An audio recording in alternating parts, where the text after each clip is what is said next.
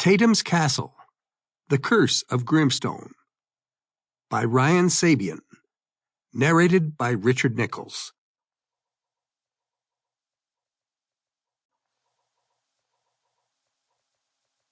For my children, Tatum and Harrison, you remind me that imagination is the greatest adventure of all.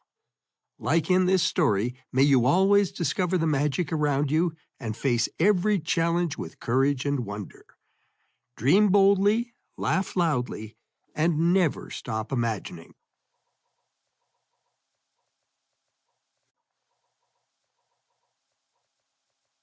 Acknowledgements. Each book I write is my way of honoring the strength found in the moments that shape us, the challenges we face, the dreams we chase, and the wonder that keeps us moving forward. To my family and friends, thank you for your unwavering support and belief in me. I'm endlessly grateful.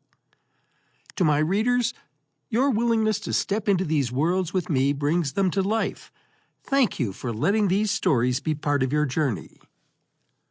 To those whose quiet acts of courage and kindness go unseen, you are at the heart of every story I tell. The smallest moments can hold the greatest meaning.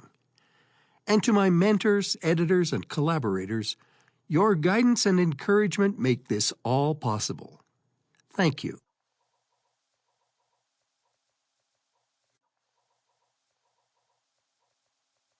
About the author. Sabean writes to uncover the extraordinary within the everyday, the sparks of magic, the weight of choices, and the stories waiting to be told. Drawn to tales of wonder, resilience, and adventure, his work explores the space between the real and the impossible, where imagination takes flight and courage finds its voice.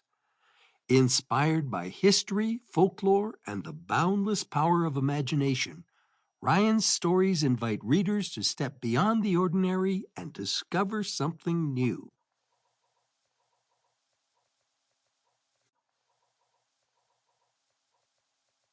Chapter 1.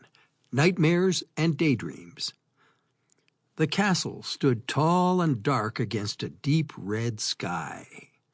10-year-old Tatum stood frozen, her blonde hair whipping in the icy wind. Was she dreaming? It didn't feel like a fairy tale, more like a nightmare come to life. The black stone walls rose high around her, and the archer towers loomed above. A chill ran through her, but she couldn't look away.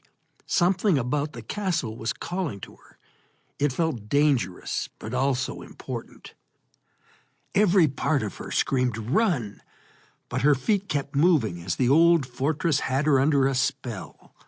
The closer she got, the more she noticed. Carvings lined the stone. Gargoyles crouched above the windows. It was creepy, but beautiful, too. She blinked. Wait, how did I get here? What was I doing before this?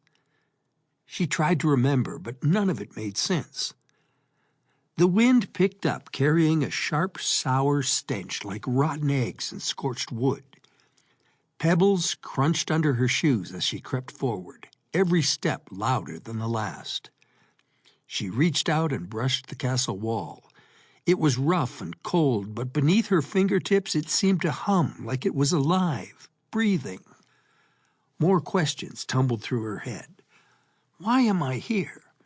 Why does this place feel so familiar? And what's inside that feels like it's pulling me closer? Before she could move, another sound shattered the silence, loud and definitely real. A roar. It was sharp and angry, a cry made of thunder. It rumbled through the ground and rattled her bones. She gasped and looked about. That's when she saw it. Perched on a high ledge, wings stretched wide, was a dragon. Its scales shone like black glass. Its eyes, bright and burning, locked onto her. Then it leapt. With a powerful flap of its wings, it soared down and landed just a few feet away. The ground shook. Smoke curled from its snout. Tatum stared into its glowing eyes. Heat ripped. Sample complete. Ready to continue?